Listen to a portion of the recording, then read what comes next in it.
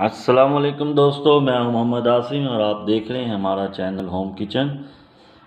एक और मज़ेदार सी रेसिपी, झटपट बनने वाली रेसिपी है।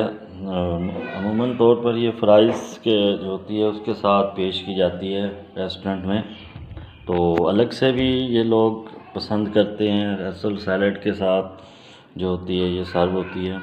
तो इसके लिए हमें जो चीज़ें चाहिए, हमने एक लिया था, एक अदद चाहिए सेब। उसको हमने इस तरह कटिंग कर लेनी है, बिल्कुल बारीक बारीक स्लाइस इस टाइप आपने कटिंग करनी है।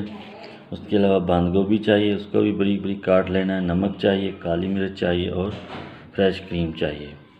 तो चलते हैं, इसकी मिक्सिंग करनी है बस। बिस्मिल्लाहिर्रहमानिर्रहीम। पहले सबसे पहले डाल दी बंद गोभी, फिर हमने इसमें एडिशन कर दिए अपना सेब, और फिर हम इसमें ऐड करेंगे नमक और काली मिर्च,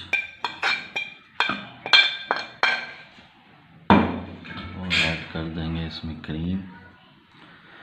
तो इसमें जो है ऑप्शनल है, अगर आप चाहते हो कि स्वीटनेस हो तो आप इसमें आइसिंग शुगर का भी एडिशन कर सकते हैं।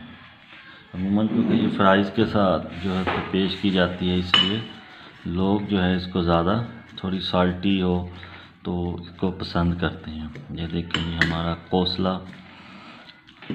सैलड तैयार है। तो बहुत मज़े की होती है, आप घर में ज़रूर ट्राई कीजिएगा।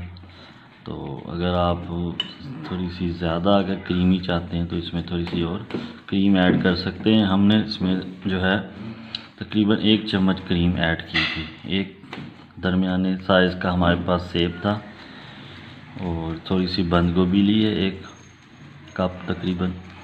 और बाकी इंशाल्लाह ये देखेंगे बहुत मज़ेदार सा कोसला सैलड तैयार है। घर में ज़रूर ट्राई कीजिएगा, इंशाल्लाह आपका बहुत मज़ा आएगा। स्पेशली बच्चे, अगर बच्चों को देना है तो उसमें आप आइसिंग शुगर इस्तेमाल करें, क्योंकि बच्चों को थोड़ी सी स्वीट वाली चीज़ें ज़्यादा पसंद होती हैं। इंशाल्लाह बच्चे भी पसंद करेंगे, बड़े भी पसंद करेंगे। और अगर अभी तक आपने हमारा चैनल सब्सक्राइब नहीं किया तो ज़रूर कीजिएगा। इंशाल्लाह आगे मज़ीद मज़ेदार सी रेसिपी के साथ हम आपके पास हाज़िर होंगे। जब तक के लिए हमें इजाज़त दीजिएगा। वस्सलाम।